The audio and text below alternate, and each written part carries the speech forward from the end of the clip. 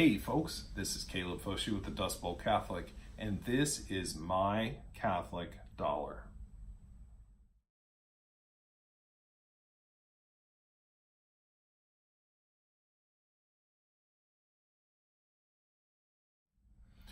All right, folks, so if you have made it to this step, big congratulations.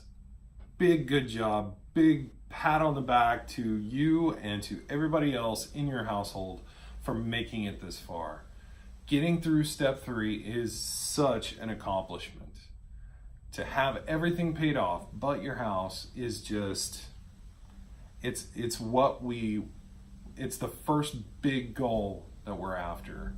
And it is the longest and hardest thing you will do, but good on you for getting it done. You remember the old Charlie Brown Peanuts cartoons where Snoopy is all doing this up in the air? Yeah, that's exactly what you need to do right now because you did it, all right? So now what we're gonna do is we're gonna expand our $1,000 emergency fund to a 3 months of expenses emergency fund.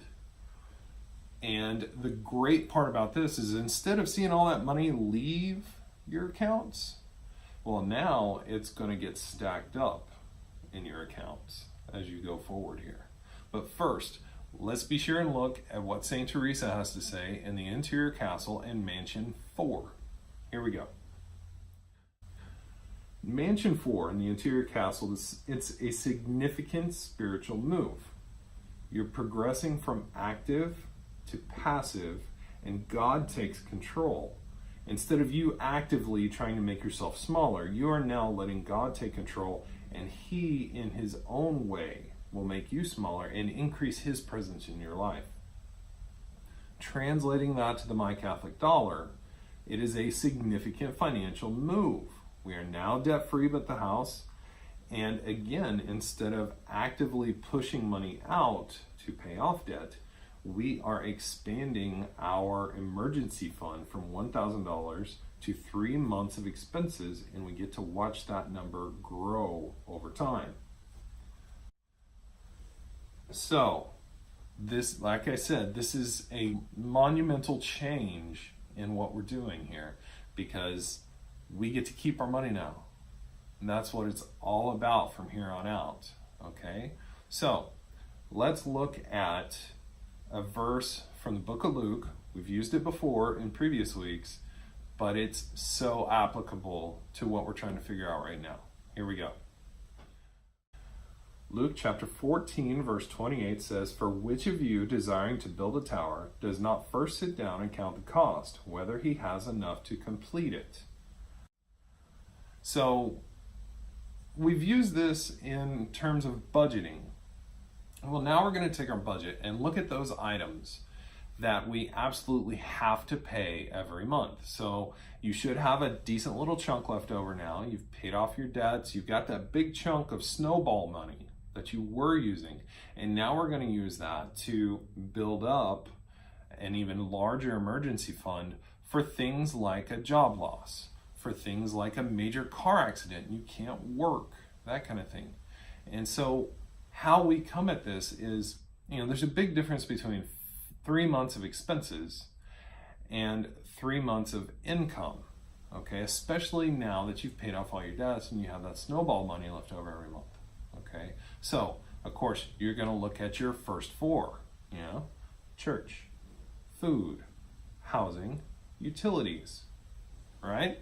Now, here's something to think about. If you don't have an income, you are not morally obliged to tithe. Now, here's the key though. If you, upon yourself, think it's still important to give to the church during this time when your needs are a little different, go for it. I'm never going to tell you not to give money to the church. But if you don't have any income, if you don't have any increase, you are not obliged to give money. What I would suggest, however, is even if you have lost that job, go get 1 or 2 little small part-time jobs, and that can stretch that 3 months of money you have built up to even further. Now, if you have those jobs, you do need to make sure that you are giving some of that money to the church, because you have an increase and we are obliged to give as we are able from our increase to the church.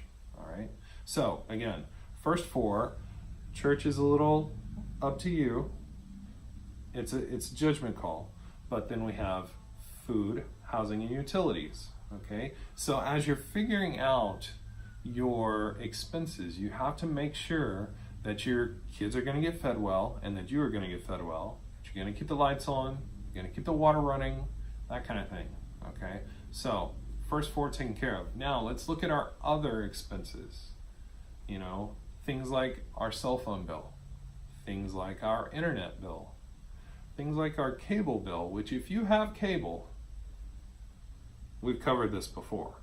So if you have debt and cable at the same time, you are trying to swim upstream. It just makes no sense to spend any money on cable when you have debt and you're trying to get out of debt. Conversely, once you pay off your debt, I'm not going to tell you not to have cable. You know, it's one of those things that if you don't have any debt and you just really think that will make your life that much better, you go for it within reason, because, you know, there are bad things on cable and we're Catholic.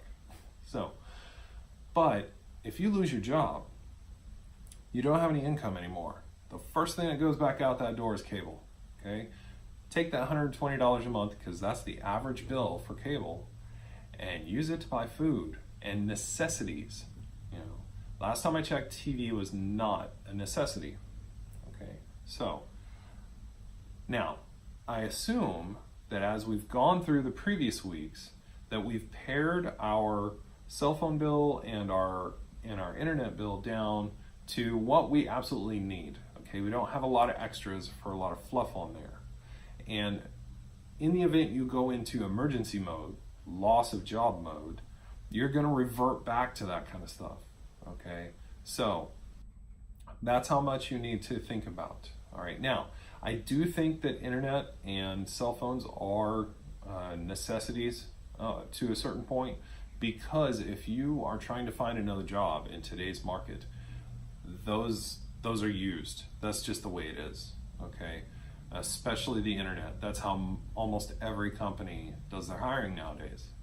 So sit down, figure out your stuff. Now, one thing that you may not think about is you may want to tack on one of your 6-month premiums for your car insurance. Okay, because say you lose your job 2 months before your car insurance is due, and it takes about 3 months usually to replace a job at the same income level. You get through there, it's going to be time to pay that car insurance bill. So I would say throw that on there as well. Okay.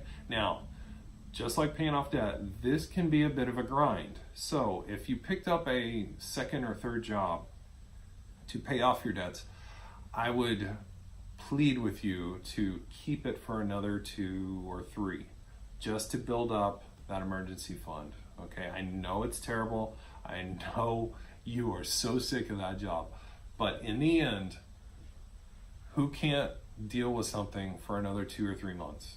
Okay, and this is, you know, as we've talked before, I scrubbed toilets at one time to pay things off and get our financial house in order. So hang on for just a couple more months. That extra income, that big old chunk of snowball money, use it to build up that 3 months of expenses, and you will be golden. Okay, now, again, it is a bit of a grind. So I'm going to throw some verses at you that will help you with motivation and to just keep your focus. You know, put the blinders on like they used to do with horses back in the day. Don't get distracted. You know, don't think, oh, I really, really, really want to start getting my morning Starbucks every day again. That's, you know, a whole lot of money that you can use towards this. And then once it's done, then you readjust everything. But, you know, $5 a day, that's $25 a month or a week, and that's $200 a month. $200 a month that could be sitting in your savings account. Okay, so let's look at those Bible verses and then we'll move on. The book of Proverbs, chapter 10, verse 5. A son who gathers in the summer is prudent, but a son who sleeps in harvest time brings shame. Again, we're in the summertime right now. We've just paid off all our debts. We've got a big old chunk of money laying around after we pay all our bills every month. This is the summertime. Gather it up. Because when you lose your job, that's winter. And you need that money for winter. Here's another one. Precious treasure remains in a wise man's dwelling, but a foolish man devours it. Now this one hits close to home for me, because if I have any extra money laying around, I'm gonna eat it.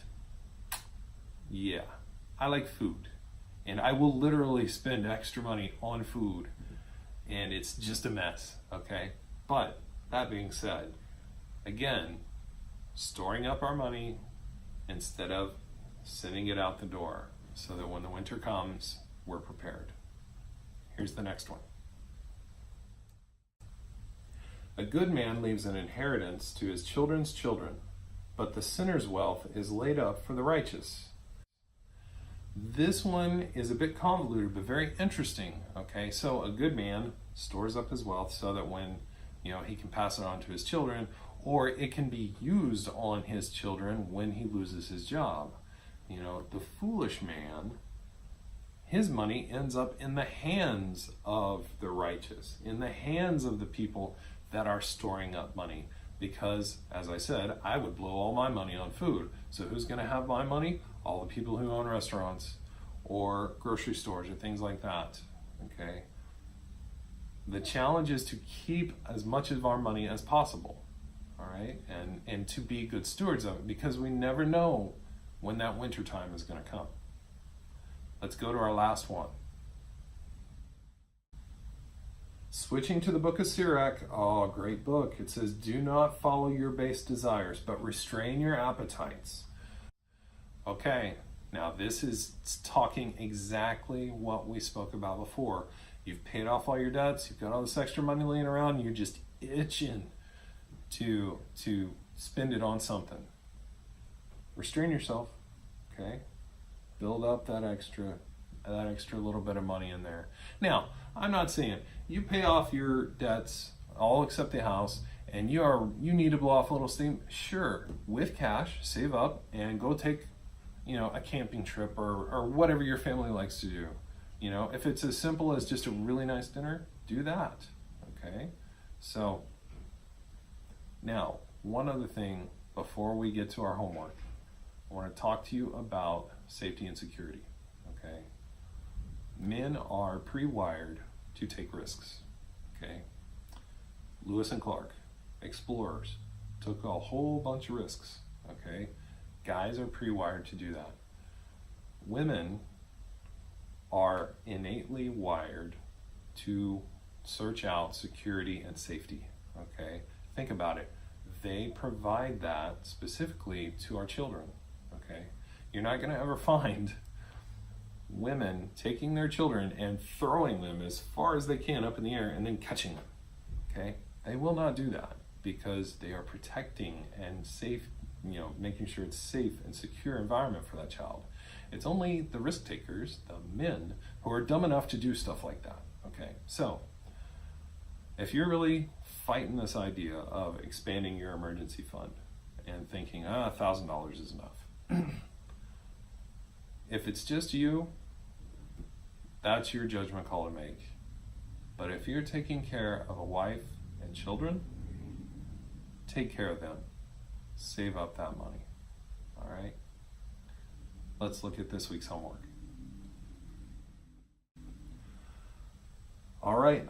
The first two are the same as always. We're going to go to prayer and hit up St. Teresa. She is, I would venture to say, she is our patroness in this whole thing. We're going to move forward from there with her help. Number two, we're going to communicate. Still communicating with our spouse. We're still on the same page. I know we're both tired because we just finished up paying off all that stuff, but stick it out. Get that for a couple of extra months and put together that 3 months of expenses. You can support each other through this.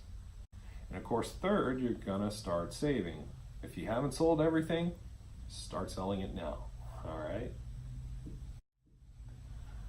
I'm Caleb Foshee with the Dust Bowl Catholic. Be sure to subscribe, like, share, and comment below. Tell me how your step 3 went, and tell me how you're going to get step 4 over as quickly as possible. We'll see you next week, and until that time, be not afraid.